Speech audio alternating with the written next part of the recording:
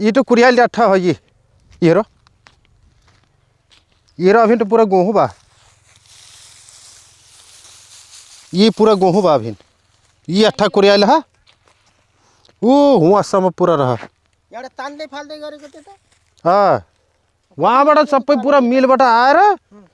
तान्दै फालेर उता त्यो कुना थुप्रै आकान कति मुठा जति तान्यो ए हाले लगभग 10 मुठा जति फाले यही हो सफा गरेर राख्नु लाग्यो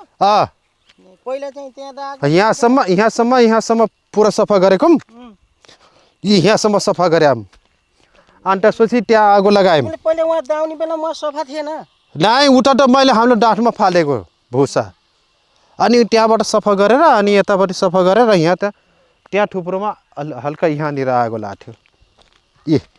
मतलब पहिला तिमीले दाउने बेलामा हावा लायो हावा लाएपछि त्यहाँ नि फर्का ट्र्याक्टर फर्काएर यता डाम भनेर अनि गाडी रोकेर राखेको थियौँ त्यो आफैले चाहिँ आगो लगाउँदा झ्याप्पै हावाले टिप्यो अनि यता दौड्दै गयो यता निभायौँ अनि वहाँबाट फर्क्यो हावा उताबाट पूर्वबाट अनि लत्तै समातिदियो अनि आगो यसरी घुम्यो यता घुम्यो के हावा फेरि उताबाट यता आयो